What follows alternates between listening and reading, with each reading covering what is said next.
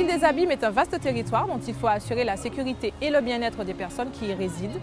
La municipalité l'a très bien compris et tient à mettre en œuvre tous les outils nécessaires afin de faire de son territoire un espace où il fait bon vivre. L'armement des policiers, le classement en zone de sécurité prioritaire, voilà les atouts dont dispose la ville des Abîmes pour assurer la sécurité.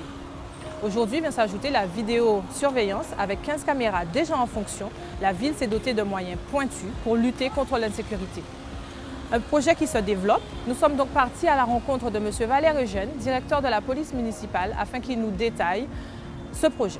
La première tranche des 15 caméras qui existent actuellement a commencé à fonctionner fin 2015. Donc nous avons relancé, nous avons remis en place tout le système d'implantation, revisité les lieux précis d'implantation, etc., avec l'exécutant du marché également. Et donc ça nous a donné ce que nous voyons là. Les implantations sont divisées en zones. On a grosso modo 3 zones, je crois. On a la zone 1 qui se trouve sur Bois-Ripaud, etc. La zone 2 qui se trouve plutôt au centre-ville. Et on a une 3e zone qui doit se situer sur Petit Pérou, du Gazon de Bourgogne, par là. Mais il y a également aussi des caméras qui sont implantées au Rézé et à Gondon. Donc ce sont 25 caméras qui vont être montées pour cette 2e tranche, donc qui seront livrées par tranche également. Donc d'ici mars, on aura la première tranche de Bois-Ripaud, je pense, qui sera livrée, donc la zone 1. Et les 2 tranches viendront successivement. Et dès maintenant, j'ai déjà commencé à travailler sur l'étude de la prochaine tranche qui se composera d'une 20aine de caméras. Donc à terme, nous en aurons pour 60 caméras. C'est un outil très performant, c'est très cher. Quand je dis c'est très cher, la première tranche de 15 caméras a coûté 800 000 €, plus de 800 000 €.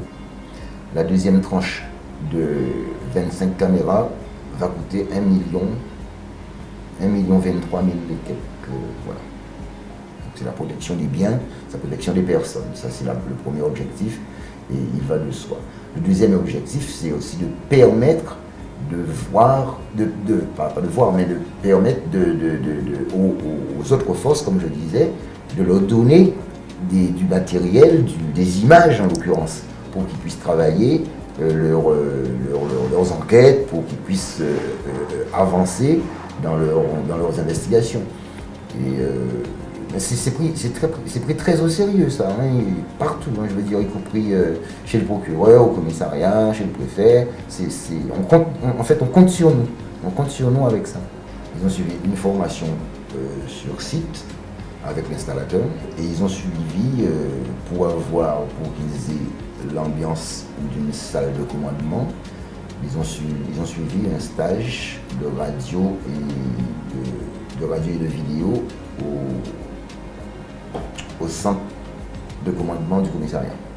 Après avoir entendu M. Valère Eugène sur la structuration et la mise en place du projet, nous nous sommes rendus au centre de supervision afin d'être au cœur du projet et d'en comprendre les différentes procédures. Nous sommes divisés en 2 groupes de 2 sur 2 heures. Il y a un à la radio et un à la télésurveillance. Il est chargé de regarder que les caméras et d'autres répondent à la radio.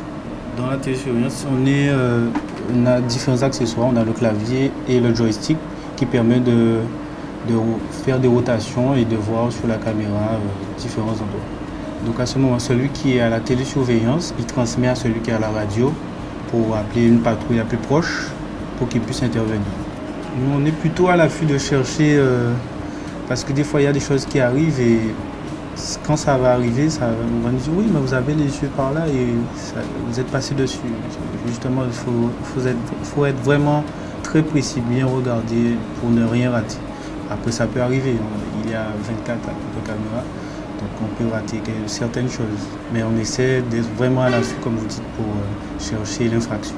La ville des Abîmes monte en puissance concernant son pouvoir de sécurité publique, hein, avec la vidéoprotection qui se développe au fur et à mesure, mais aussi la police de l'environnement, la brigade motorisée, la brigade VTT, coproduction que nous faisons à l'échelle de l'agglomération, pointoise, pour échanger nos expertises, nos expériences avec la gendarmerie, la police nationale, les autres polices municipales, à Pointe-à-Pitre, Gosier et Bémaro.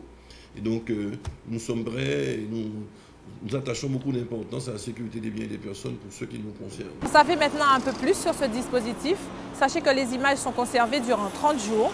Il est important lors d'un méfait de se rapprocher rapidement des forces de l'ordre pour espérer un traitement favorable. Bien sûr, il faut que celui-ci soit commis dans une zone équipée de caméras. La vidéosurveillance, un nouvel outil majeur dans la politique de sécurité de la ville des Habits.